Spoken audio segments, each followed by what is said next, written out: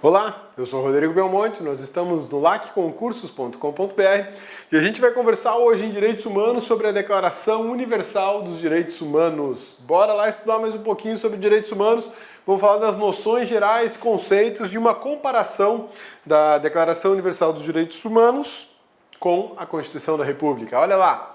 Declaração Universal dos Direitos Humanos é fruto do mundo pós-guerra, Segunda Guerra Mundial, 1945, né? A gente viu na nossa primeira aula sobre direitos humanos, na nossa introdução, que os direitos humanos eles assumem uma função extremamente importante e relevante no universo jurídico internacional a partir do pós-guerra. E essa relevância jurídica diz respeito ao caráter impositivo que essas normas passam a ter. Não são impositivas como uma lei no Brasil mas ela não passa mais a ser uma regra ignorada ou observada de forma acessória, digamos assim. Ela passa a ter status de norma principal, de norma que merece atenção, de norma que deve ser obedecida, porque ela tem uma finalidade simples: promoção dos direitos humanos. A Declaração Universal dos Direitos Humanos tem essa grande finalidade, promover o ser humano como ser humano e não como raça, e não direcionar isso para determinados grupos do planeta, não, para todas as pessoas do planeta.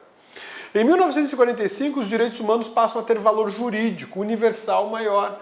Por isso que o pós-guerra foi importante, para agregar um valor jurídico a essas normas, essas declarações, esses tratados, essas convenções, essas cartas, e proporcionar a elas uma observância quase que obrigatória, né? Os direitos humanos passou a ser ramo autônomo do direito internacional público, dos direitos internacionais públicos, né? Uma das maiores contribuições para essa autonomia foi a Carta das Nações Unidas de 1945 e posteriormente a Declaração Universal dos Direitos Humanos. Espera aí, vamos colocar um D aqui, né? Porque não é um S. Deixa eu cabeça arrumar aqui. Não é SUD. É D-U-D-H. Pronto. Agora sim, né? Cadê? Cadê? Cadê? Aê! E posteriormente a Declaração Universal dos Direitos Humanos.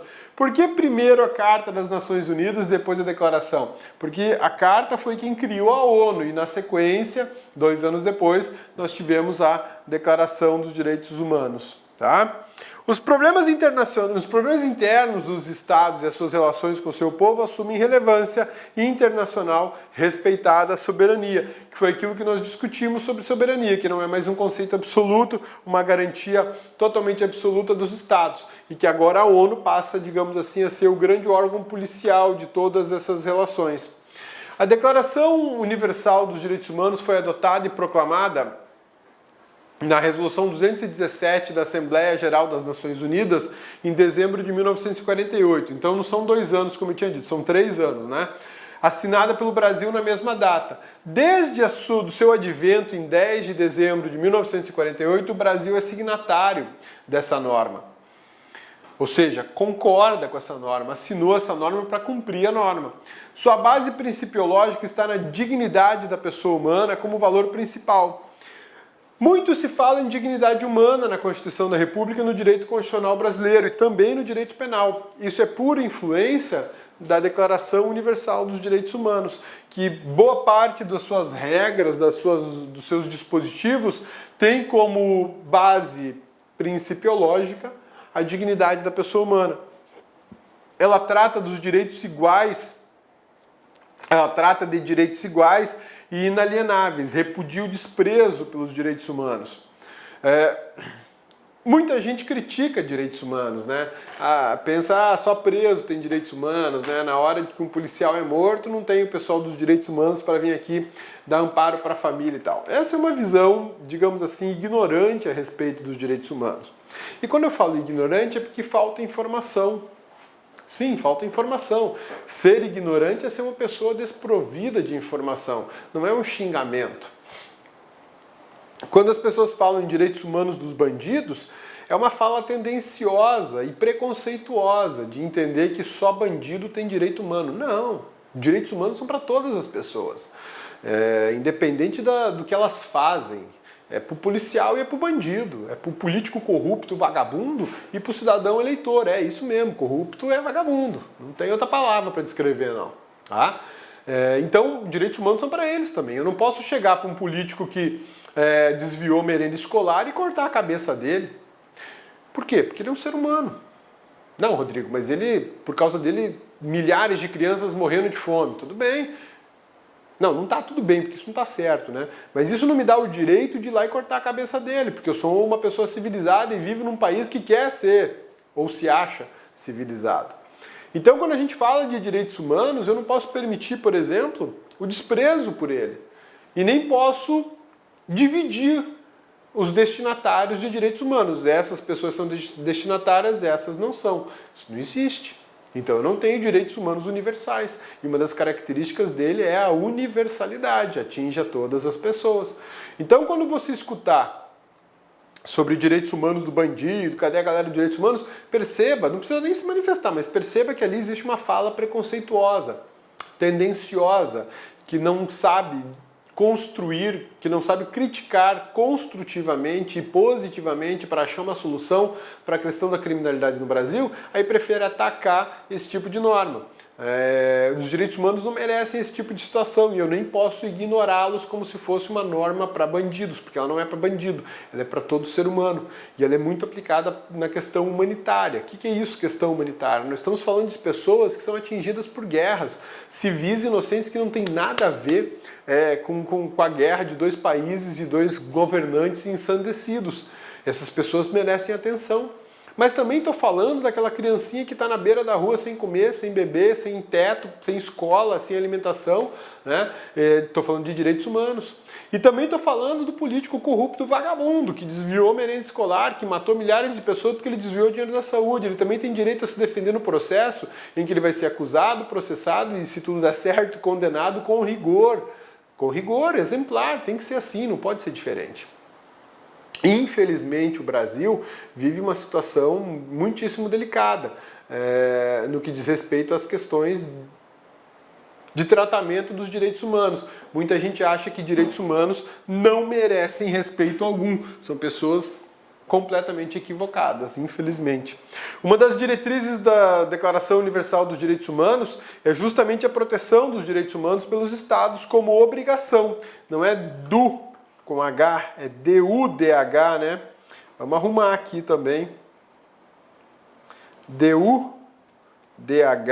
Seu material já está indo todo corretinho, porque o cabeça corrige aqui no ato, não deixa passar, porque depois eu esqueço e um abraço pro gaiteiro, né? Aí não tem correção e seu material vai errado. Aqui não vai errado, não. Beleza?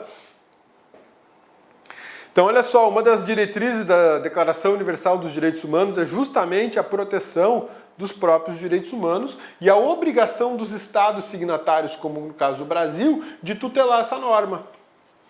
A Declaração Universal dos Direitos Humanos e a soberania dos estados, esse é um ponto extremamente delicado, que a gente já conversou um pouco na aula passada e vai conversar mais um pouco agora. Né?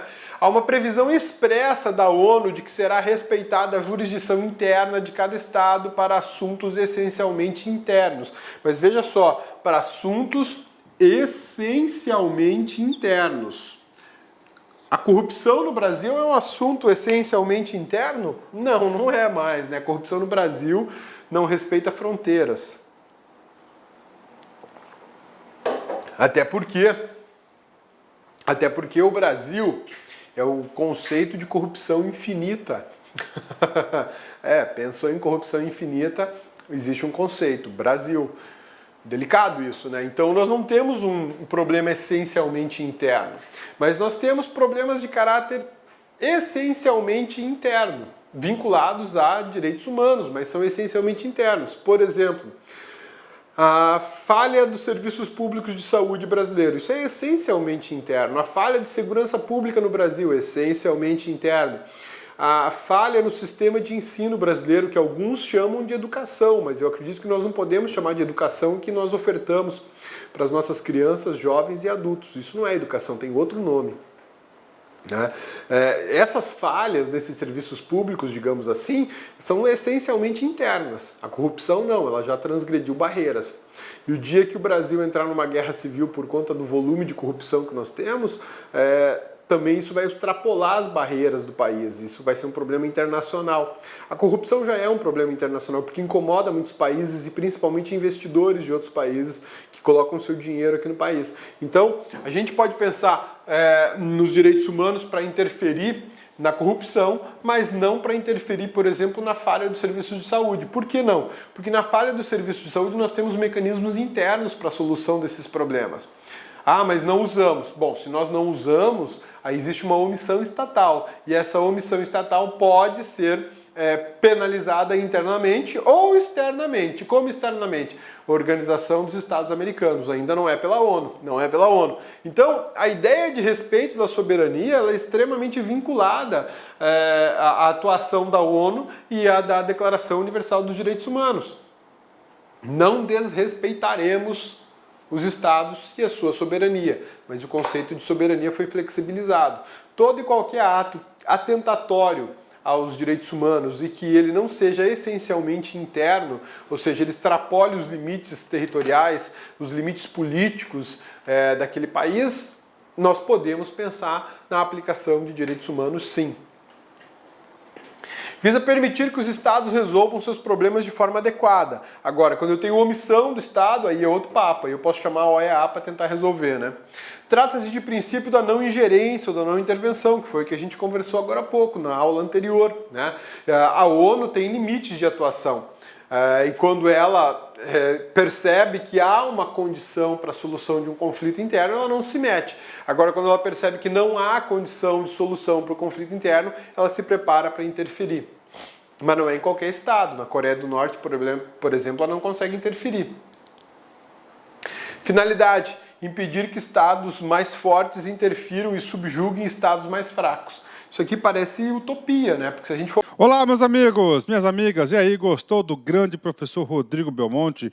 Professor Rodrigo Belmonte, professor fantástico aqui do Lá Concurso, preparou este curso de Direitos Humanos especificamente para a galera da PM Bahia 2017. Meus amigos, minhas amigas, vocês podem ficar tranquilos. Se você assistir todas as aulas do grande professor Rodrigo Belmonte, eu tenho certeza absoluta que você, lá no dia da prova, você vai lembrar do professor Rodrigão e vai ter condições de fechar essa prova aí, se Deus quiser. Meus amigos, faço um convite para vocês. Se você quer continuar assistindo o restante dessa videoaula, então convido vocês aí a acessar nosso site laconcurso.com.br, laconcurso.com.br, e lá nós temos o curso completaço, o restante dessas videoaulas, mas todas as aulas da PM da Bahia. É um curso aí super competitivo, um curso que eu tenho certeza que vai satisfazer as suas necessidades de preparação. Esse concurso nós temos aí 2.000 vagas, é uma grande oportunidade. Venha estudar conosco que você não vai se arrepender. Sabe por quê? Porque nós aqui do Lá Concurso vamos fazer de tudo para que você saia satisfeito, super satisfeito com nossa prestação de serviço. Bacana? Olha, um forte abraço, fico com Deus e espero vocês aqui no LAC. Fui! Clique lá.